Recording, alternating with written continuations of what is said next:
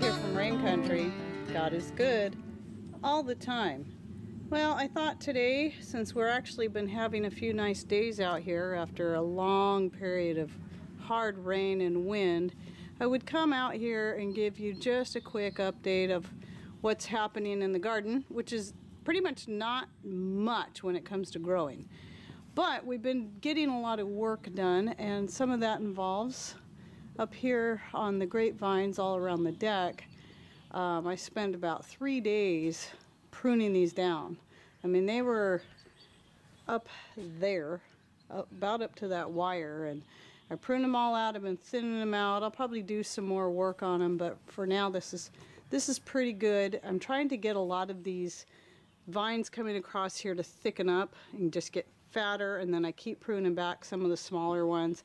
I'm leaving a few of the smaller ones because part of, if you're new to my channel, what you might not understand is my grapevines serve multiple purposes besides just giving us grapes, which we got a lot of, as you can see in this picture right here.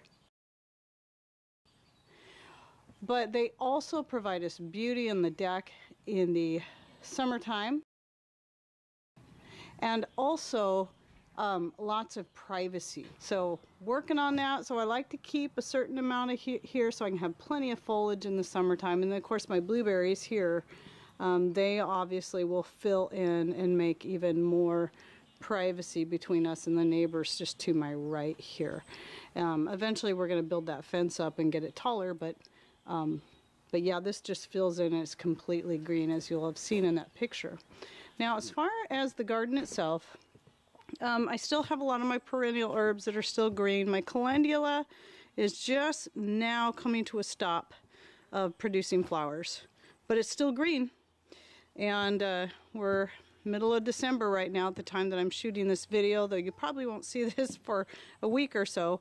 I've got some feverfew that's actually started growing fresh in various spots at the end of summer and is still producing for me. So we could, you know, when we're in pain, we can actually still come out and harvest this feverfew. And then my spearmint was the last one to really start growing, but has also been the last one of my mints to kind of start dying back for the winter.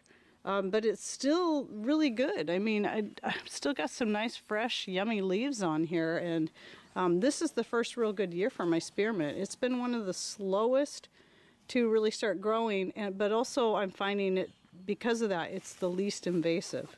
What are you doing down there? What you doing? Yeah? Really? What are you doing, Claire? Huh? Am I not giving you enough attention? So now that I got chickens pecking at my feet, I want to give you a quick update on them. They've pretty much been very healthy for quite a while. Now the reason this one's head looks dirty is because I did come out here, especially the ones with the bigger combs like this, because we had some pretty bitter cold nights, and I put some coconut oil on their combs. I'm going to take you into the greenhouse here. Let's see which chicken's in here. Oh, that's Mini Pearl right there. We just put a whole bunch of leaves all over the garden and all in here, and on the wet, rainy days, we let the chickens hang out in here because they can get a little more daylight, but also stay dry, rather than out there in their chicken yard over there. It's, you know, it can be pretty sad over there on those hard, rainy days. But back to the chickens, I wanted to talk about a little issue we had.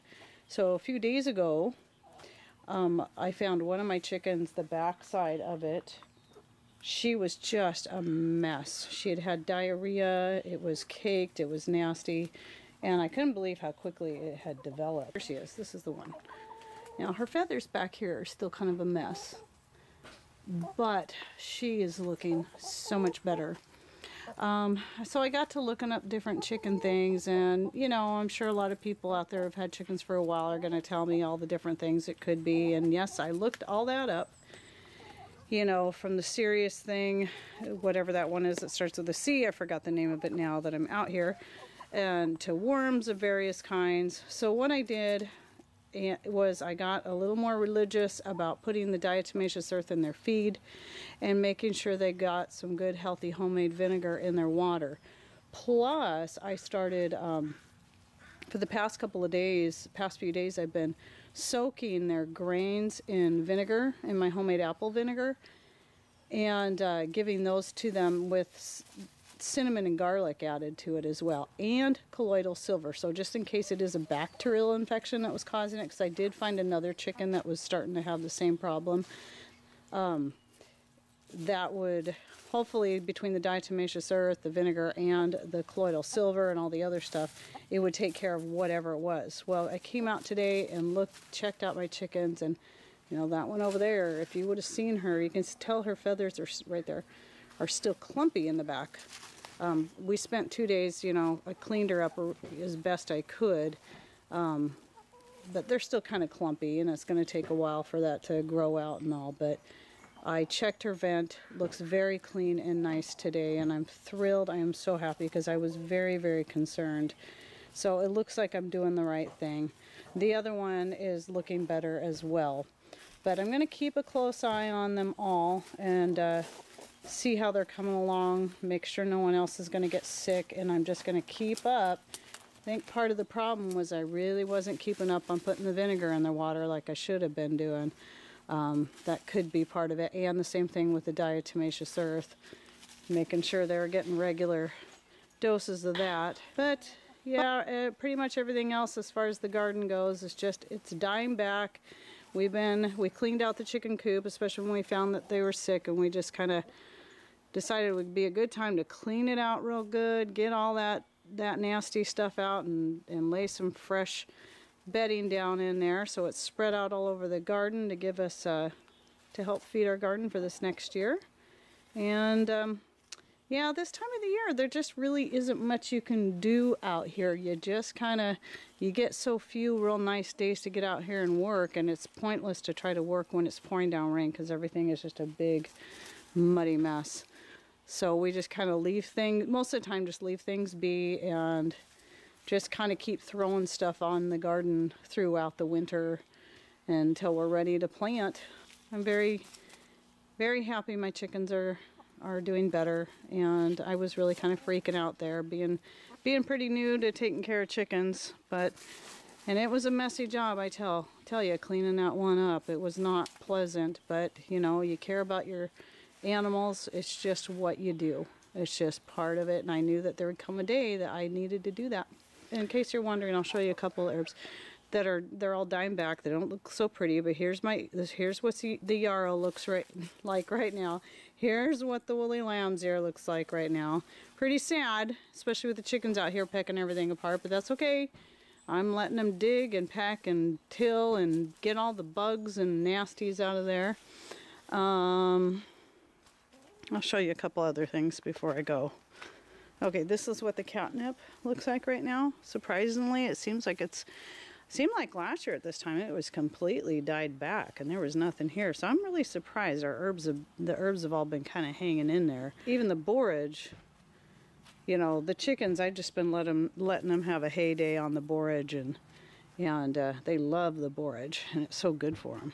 So, and then I like to, when I let the chickens run outside, I like to open up the door to the coop and just let everything get really good and aired out on nice days like today. All right, and this right here is one of the only things that's still growing, and this is a thornless blackberry that I'm sure has already grown through the pot and into the ground, because we still have not figured out what we want to do with it. We didn't actually, this last year was the first year we didn't get any berries off it, which was kind of odd. Maybe I pruned it back too much, and yeah, so it's kind of coming across my dead cherry tree and then one of our plum trees right there, and that right there is another feverfew. I'm telling you guys, that stuff, I did not plant that there. All the feverfews you're seeing out in my garden are all ones that self-seeded, and some of them I don't know how they got way over there. I even got some growing out there in the squash and potato area, which is right there. That whole area is where I grow my squash, beans, and some of the beans and potatoes. This is our fire pit, so we've been trying to take advantage of the nice weather to get all these you know, our prunings or trimmings off the tree, the apple tree and the grapevines all burn up. You should have seen this pile yesterday. It was massive. I pruned so much off those grapevines, so we got to get out here and finish getting this burn up today. Okay, well, I'm guessing this will probably be the last garden update, since there really isn't much that goes on around here in the winter time. Not even in the greenhouse. I've tried to grow stuff in the greenhouse in the winter time, but I just haven't had a lot of success growing stuff in the greenhouse in the winter. The lettuce will start to grow and then just quit. So I'm just gonna leave it be. Let the chickens have their fun in there, tearing things up and fertilizing and spreading the leaves around and breaking them down. I think that'll be good, and it just gives them a different place for them to hang out on wet days. All right, well, I hope you enjoyed this video on my little update on my chickens in my garden. Thanks for watching. Take care, and God bless.